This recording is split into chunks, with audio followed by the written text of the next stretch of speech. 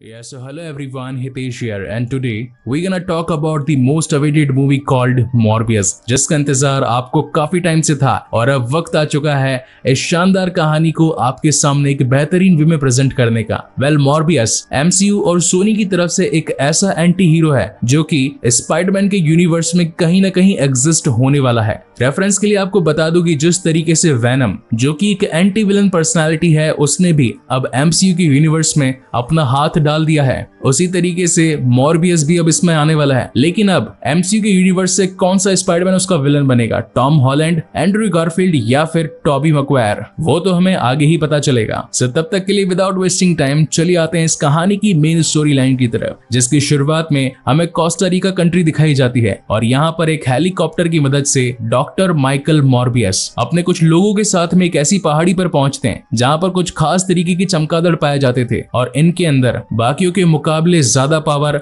और साथ ही ये साइज में ज्यादा बड़े हुआ करते थे। इन्हें कहा जाता था वैम्पायर बैट्स। जिसके बाद मॉर्बियस अपने हाथ पर एक कट लगाता है और इस खून की खुशबू को सूंघकर काफी सारे चमगादड़ उस पर आकर्षित होकर आने लगते हैं और ये सीन यहीं पर कट हो जाता है। जिसके बाद में कहानी यहाँ से जाती है 25 साल पीछे फ्लैशबैक में और यहाँ पर हमें यंग मॉर्बियस दिखाया जाता है जो कि इस वक्त एक हैंडीकैप होता है और इसे चलने फिरने में दिक्कत होती है। बेसिकली बचपन से ही मॉर्बियस को एक रेयर ब्लड डिजीज थी और साथ ही डॉक्टर्स ने ये भी कह दिया था कि अब उसके पास में ज्यादा वक्त नहीं बचा है। अब जिस हॉस्पिटल में मॉर्बियस होता है, कुछ टाइम बाद उसी में एक और लड़के की एंट्री होती है जिसका नाम होता है लूशियस। इन दोनों की ही मुलाकात के बाद में इन दोनों में काफी अच्छी दोस्ती हो जाती है और यहीं पर मॉर्बियस उसे माइलो नाम देता है। दरअसल इन दोनों को ही एक जैसी बीमारी थी, यानी कि फिजिकल डिसेबिलिटी और साथ ही चलने फिरने में प्रॉब्लम और वही रेयर ब्लड डिजीज का फंडा। लेकिन यहीं पर इन दोनों का ध्यान रखने के लिए एक डॉक्टर भी थे जिनका नाम था एमएल निकोलस। ये डॉक्टर होने के साथ साथ इन दोनों के काफी अच्छे गाइड भी थे जो कि हर वक्त उनका ध्यान रखा करते थे। यहाँ पर हमें ये बात भी पता चलती है कि मॉर्बियस को ब्लड डिजीज होने के बावजूद भी वो पढ़ने में काफी होशियार था और इसीलिए मॉर्बियस की इंटेलिजेंस को देखते हुए उसे यूएस पढ़ाई के लिए भेजा जाता है और अब स्पेशल स्कूल में काफी सालों तक पढ़ाई कर लेने के बाद में आगे चलकर वो एक होनहार डॉक्टर बनता है और साथ ही एक सिंथेटिक ब्लड का आविष्कार भी करता है जिसकी मदद से उसने काफी सारे लोगों की जान बचाई थी। And that is the reason Morbius को इस सिंथेटिक ब्लड के आविष्कार के चलते उसे नोबेल पुरस्कार मिलता है। एक दिन मॉर्बियस अपने लैब में काम कर रहा था। उसका लैब अमेरिका के न्यूयॉर्क शहर में था और उसके लैब का नाम था होराइजन लैब्स, जहां वो अपनी कोलीग मार्टिन के साथ था। बेसिकली मॉर्बियस यहाँ पर मार्टिन के साथ मिलकर सालों से अपने इस ब्लड डिजीज को ठीक करने के लिए उस पर कुछ एक्सपेरिमेंट करता आया था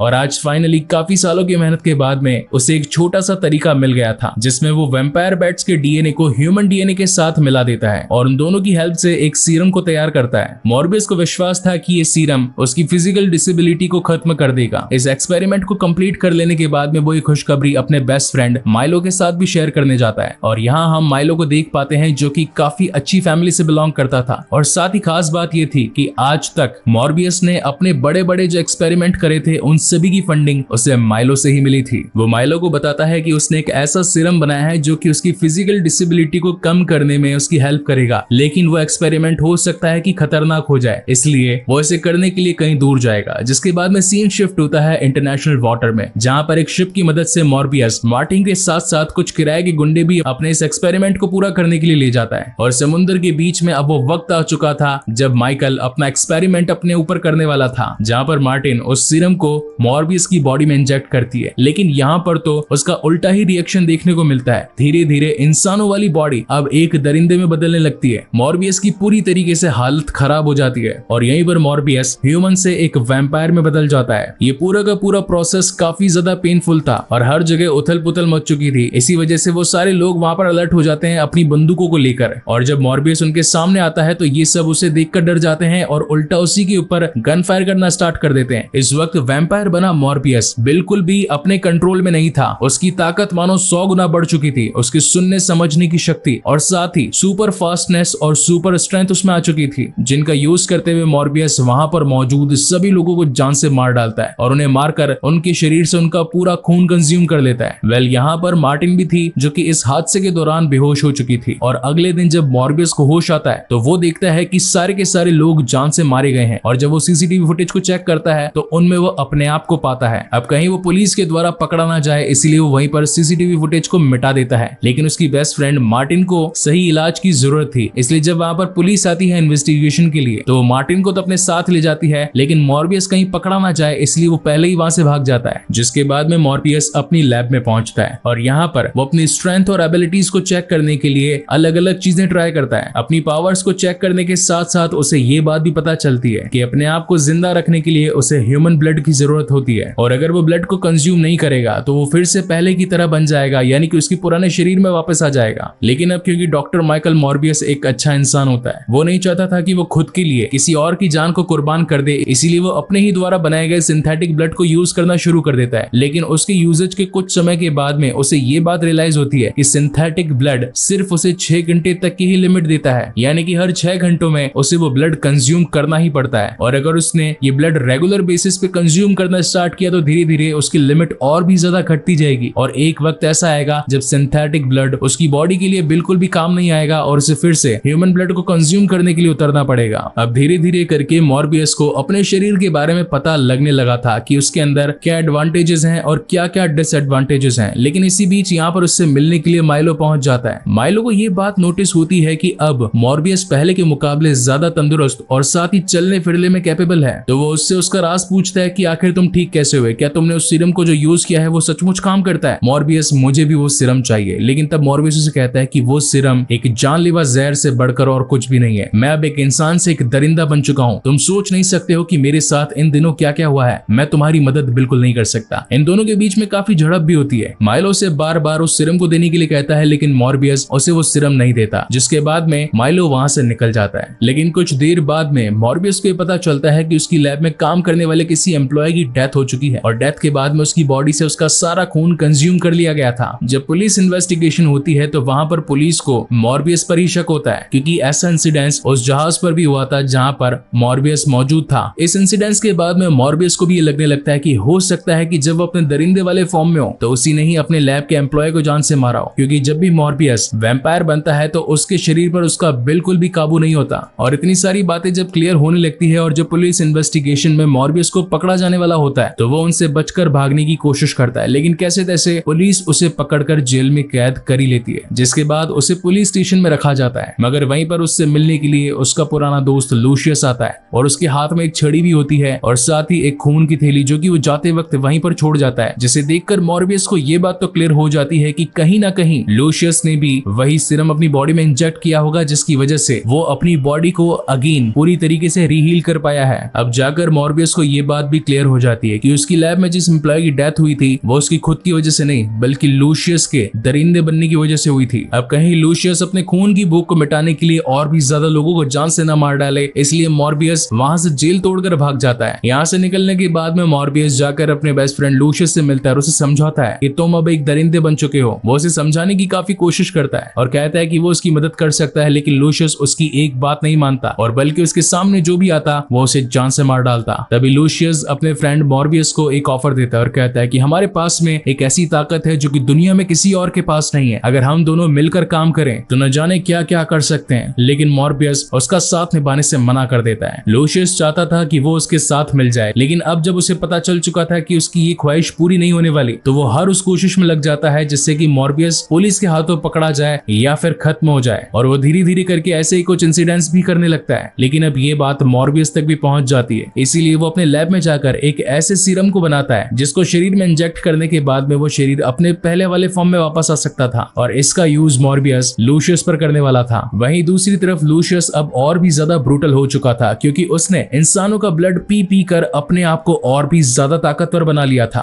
लोगों को जान से मारने की भूख उसकी यहाँ पर भी खत्म नहीं होती, इसलिए वो अपने ही डॉक्टर को मार देता है और साथ ही मार्टिन को भी अधमरा कर देता है। जब मॉर्बियस वहां पर मार्टिन को बचाने के लिए पहुंचता है तो उस वक्त वो खुद भी काफी ज्यादा कमजोर था और मार्टिन तो वैसे ही अधमरी पड़ी थी, लेकिन लूशियस डबल ताकतवर था। इसके पीछे रीजन सिंपल सा था कि मॉर्बियस ने इस वक्त तक सिर्फ और सिर्फ सिंथेटिक ब्लड का ही यूज किया था, जबकि दूसरी तरफ लूशियस अब तक ह्यूमन ब्लड पर जिंदा था। यहाँ मार्टिन मॉर्बियस को कहती है कि उसे लूशियस को रोकना ही होगा, अगर उसने ऐसा नहीं किया तो लूशियस पूरे शहर पर अपना प्रकोप बरसा देगा और हर किसी की जान ले लेगा। और अगर तुम्हें लूशियस से लड़ना है तो तुम्हें भी ह्यूमन ब्लड को कंज्यूम करना ही होगा। इसीलिए वो मॉर्बियस से कहती है कि तुम मेरा ब्लड कंज्यूम कर दो और अपने आप को ताकतवर बनाकर उसकी कहानी यही खत्म कर दो। और अब नहीं चाहते हुए भी मॉर्बियस मार्टिन का ब्लड कंज्यूम कर लेता है ताकि वो लूशियस से लड़ पाए, जहां पर हमें दो बड़े महायोद्धा यानी कि मॉर्बियस और लूशियस के बीच में एक बहुत ही शानदार और तगड़ी फाइट दिखाई जाती है। लेकिन अब क्योंकि लूशियस की हेल्थ और साथ ही उसकी स्ट्रेंथ मॉर्बियस से ज्यादा तगड़ी थी, इसलिए वो हर बार मॉर्बियस को बीट कर रहा था। लेकिन इसी बीच मॉर्बियस को ये बात पता चलती है कि उसके पास में एक और स्ट्रेंथ भी है, जो कि था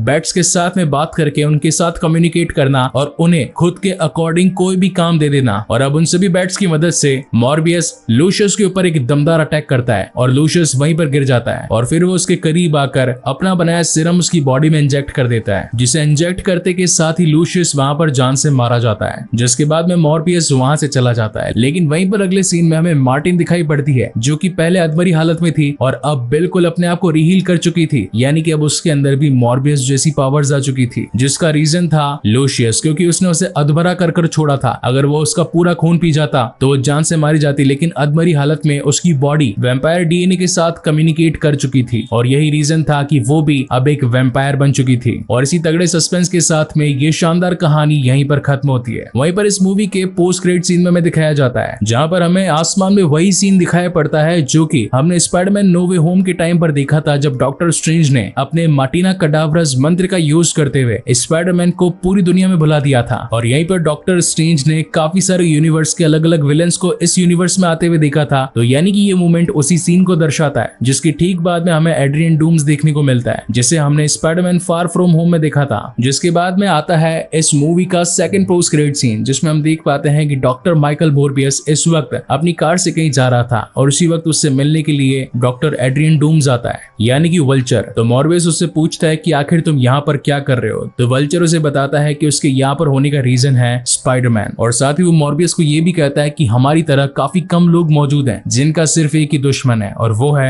स्पाइडरमैन। जिसे सुनकर मॉर्बियस कहता है कि इस काम में मजा आने वाला है। और इसी के साथ ये शानदार कहानी यहीं पर खत्म होती है। सो गाइस, आपको ये वीडियो कैसा लगा प्लीज मुझे लाइक और कमेंट करके जरूर बताइएगा। और अगर पहली बार इस चैनल पर आए हैं तो इसे सब्सक्राइब जरूर कीजिएगा, क्योंकि इसी तरीके की बेहतरीन मूवीज में आप लोगों के लिए लाता रहता हूँ। सो तब तक के लिए keep watching and stay safe. मिलते हैं अगले वीडियो में।